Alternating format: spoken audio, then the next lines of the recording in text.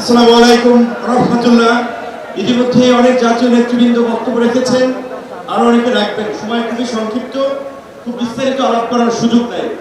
আজকের এই সমাবেশের জন্য ইসলামী আন্দোলন বাংলাদেশের নেতৃবৃন্দকে ধন্যবাদ জানাই। আমি গাড়ি থেকে আসার পথে দেখেছি মৎস্য ভবন, শাহবাগ, হাইকোর্ট মোড় সমস্ত জায়গায় লোকে লোকারণ্য, এই মাঠের বাইরেও। কাজে মাঠে যারা আছেন, মাঠের মধ্যেই লোকে সীমাবদ্ধ, এটা না চতুর্দিকে লোকে লোকারণ্য।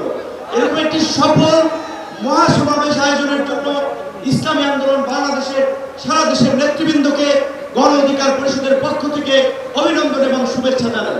অভিনন্দন এবং শুভেচ্ছা জানাই ইসলামী আন্দোলনের পীর সাহেবকে এবং তার সাথে অন্যান্য সিনিয়র নেতৃবৃন্দকে, যারা আজকের ইসলামী আন্দোলনের এই সমাবেশে বাংলাদেশের প্রায় সকল মত পথের রাজনৈতিক দলের নেতৃবৃন্দকে এই মঞ্চে একত্রিত করেছেন। এবং আজকের এই সমাবেশ অত্যন্ত সময়োপযোগী এবং কার্যকর বিষয়ের উপরে ভিত্তি করে নির্ধারণ করা হয়েছে। আপনারা জানেন, বাংলাদেশের 24-এর গণ অভ্যুত্থান পরবর্তী রাষ্ট্র সংস্কারের যে জনআকাঙ্ক্ষা তৈরি হয়েছে, শাসনতান্ত্রিক ব্যবস্থার পরিবর্তনের যে রাজনৈতিক এবং জনআকাঙ্ক্ষা তৈরি হয়েছে, সেই আনুপাতিক হারে নির্বাচনের দাবিতে আজকে বোধ হয় কয়েকটি দল ব্যতীত সব দলই কিন্তু এই মঞ্চে ইতিমধ্যে হাজির হয়ে এই সংখ্যানুপাতিক নির্বাচনের পক্ষে তাদের দলীয় সমর্থন ব্যক্ত করেছে। আমরা পরিষ্কারভাবেই সংস্কার কমিশনকে বলতে চাই, সমাবেশ শুধু একটা দলের দেখেছে, সবেমাত্র শুরু হয়েছে। ইসলামী আন্দোলন আজকে করেছে, 19 তারিখ জামাত করবে, তারপরে গণ অধিকার পরিষদ করবে। রাষ্ট্র সংস্কার এবং জন আকাঙ্ক্ষার বাস্তবায়নে সমস্ত রাজনৈতিক দলগুলো জনসমাবেশের মাধ্যমে এই সরকারকে তাদের সমর্থন দেখিয়ে দেবে। তাই আমরা বলতে চাই, কোন দু একটি দলের উপরে ভিত্তি করে দু একটি দলের কথায় সংস্কারের নকশায় পরিবর্তন আনা যাবে না। আমি সংস্কার কমিশনে বলেছিলাম, দেশ স্বাধীনের পরে ডক্টর কামাল হোসেন বলেছিল, আমাদের নেতা শেখ মুজিব, আমরা তো তাকে রেখে সংবিধান নির্মাণ করেছিলাম, রচনা করেছিলাম, তাকে এম্পাওয়ার করার জন্য। আজকে সংস্কার কমিশনকে বারবার আমরা বলতে চাই, দু একটি দলকে প্রাধান্য দিয়ে বেশিরভাগ জনগণের আকাঙ্ক্ষার বিপরীতে গিয়ে কোন সিদ্ধান্ত বাস্তবায়নের দুঃসাহস দেখাবেন না।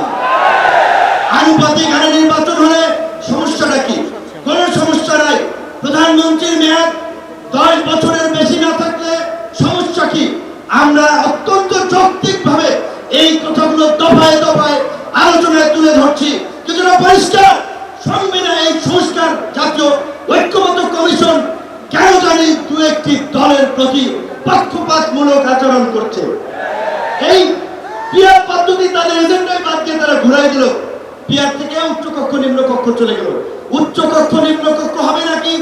সমগ্র নির্বাচন পিয়ারের ভিত্তিতে হবে, সেটি রাজনৈতিক ভাবে আগে ঐক্যমত্যে পৌঁছাতে হবে।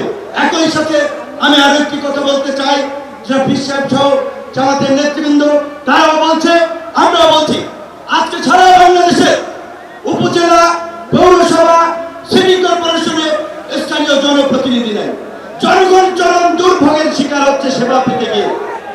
সরকারের উন্নয়নমূলক কর্মকাণ্ড ব্যাহত হচ্ছে এবং 50 বছরের যে অভিজ্ঞতা, নির্বাচনের পরে রাজনৈতিক দলগুলো এমপিরা মিলে, মন্ত্রীরা মিলে কেন্দ্র দখল করে তাদের নেতাদেরকে পুলিশ প্রশাসনকে দিয়ে জেতায়। কাজেই এই সরকারের আমলে যেমনিভাবে জাতীয় নির্বাচন হবে, একই সাথে অনতিবিলম্বে আমরা স্থানীয় নির্বাচন আয়োজনেরও দাবি জানাচ্ছি।